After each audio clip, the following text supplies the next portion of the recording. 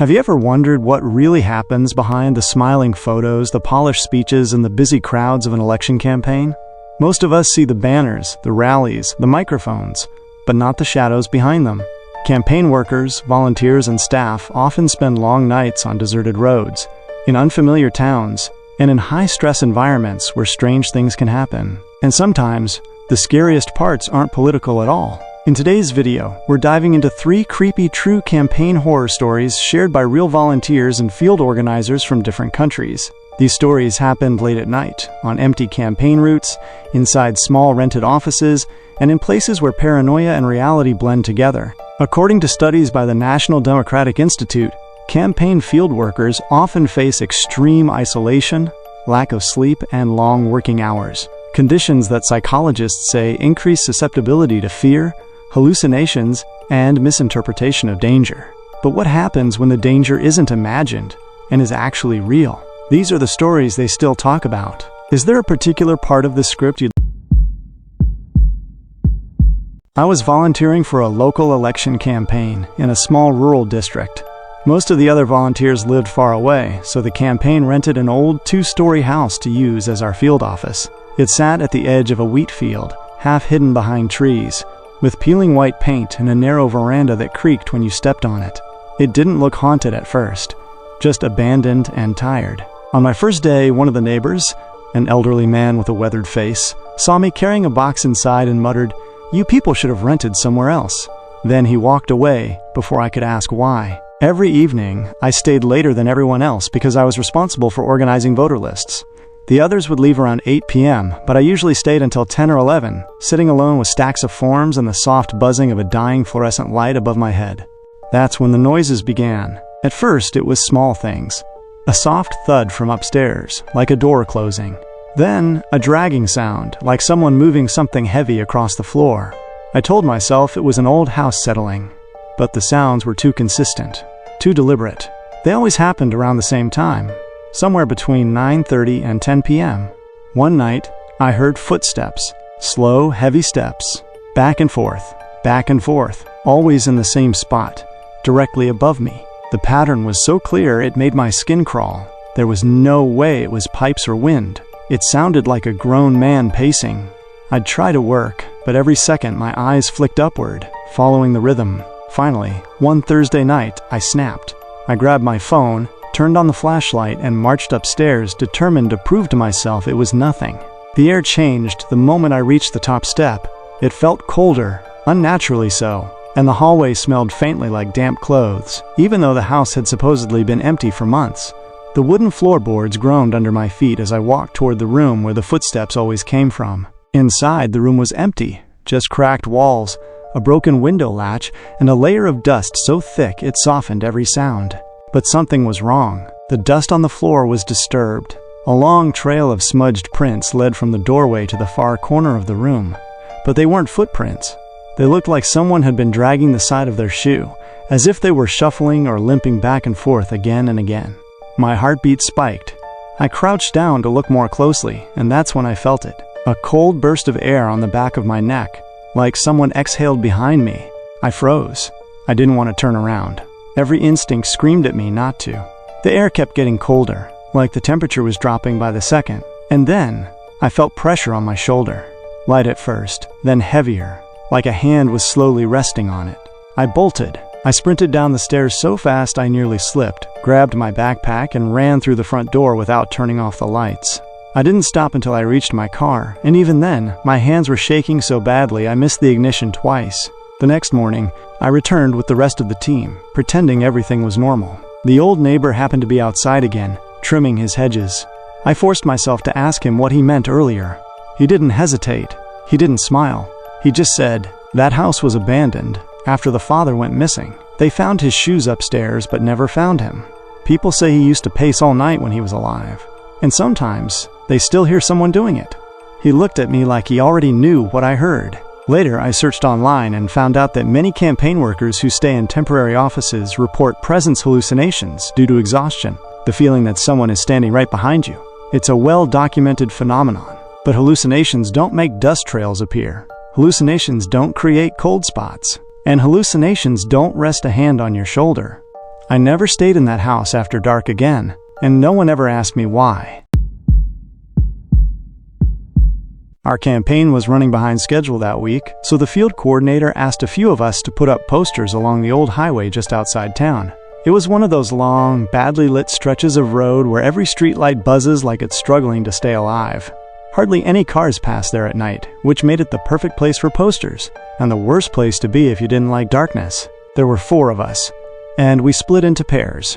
My partner was an older volunteer named Malik, who insisted we work fast so we could go home early. I agreed.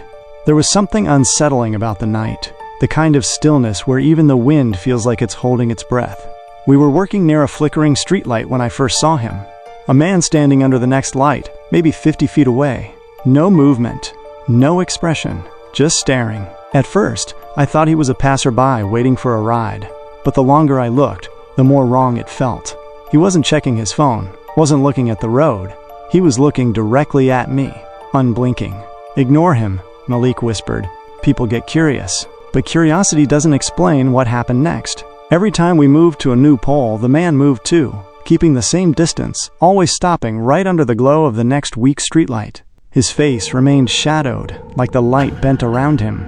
We never saw him walk. We'd look up and he'd just be there, as if he slipped forward without making a sound. The road stretched straight for miles, flat and open. No bushes, no buildings, nowhere to hide.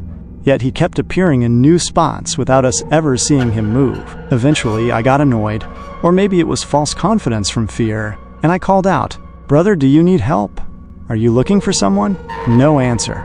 He didn't even twitch. His body didn't move, but something about his eyes shifted, like they darkened or sank deeper into his skull. Malik grabbed my wrist. "Don't talk to him," he muttered. "Let's finish and go." We rushed. Every time we turned away from the man, I felt like he was getting closer. My hands were trembling so badly I could barely tape the posters. The silence was oppressive. No crickets, no wind, no passing cars. Nothing.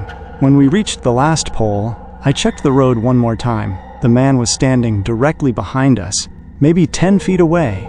We hadn't heard him. Not a footstep, not a breath. Just suddenly there, in total silence.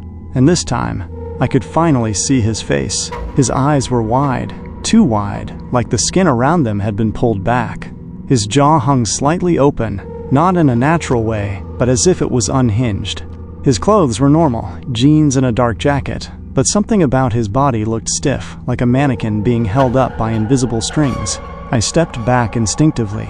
My throat went dry. Malik whispered, voice trembling, "We're leaving, now."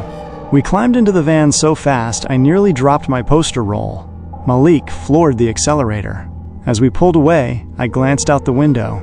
The man hadn't moved, but his head had turned, slowly, following us. When we finally reached the town square, we both sat in silence, trying to calm down. Our driver, who had been waiting for us, asked why we looked pale. We explained nothing, just that we didn't want that route again. But the real shock came a week later. Our media coordinator reviewed the pictures we had taken of the posters that night. Every photo we took near that streetlight had a blurry figure in the background, not just standing, but distorted. His arms were too long, his head oddly tilted, his body stretched like someone had pulled the frame in the wrong direction. The coordinator showed us the pictures and said, "It's probably motion blur." But motion blur doesn't bend a person's spine the wrong way. Motion blur doesn't stretch limbs unevenly. Motion blur doesn't disappear from real life and reappear in photos. Later, I read online that over 23% of campaign volunteers worldwide reported encounters with lurkers, people who follow, watch, or approach campaign workers late at night. Some are harmless, some are unstable, and some are never identified. But none of those reports described a man who moved without walking, or appeared without sound, or distorted cameras. Till today, I don't know what he was. A person, a stalker, a hallucination, or something worse. But I do know this. Every time I drive down that highway, I avoid looking at the streetlights. I'm scared I'll see him again, standing there, waiting.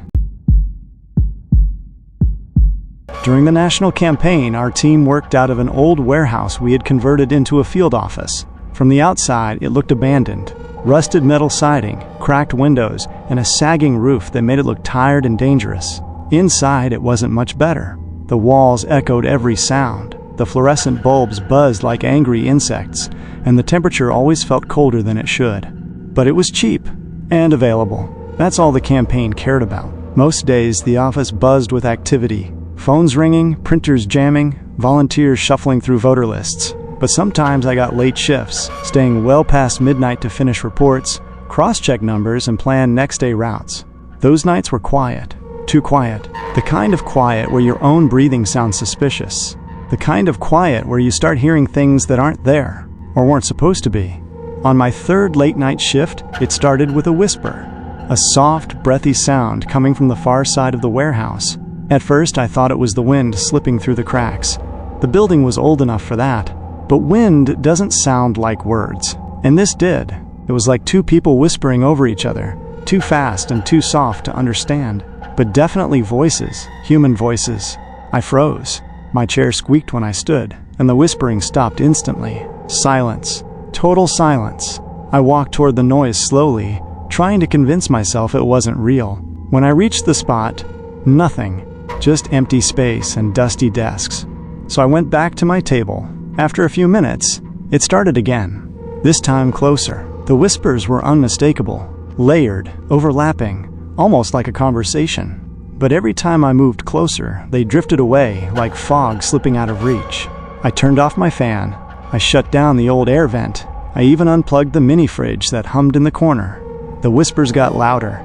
I recorded the audio with my phone, not for proof. I just needed to know I wasn't losing my mind.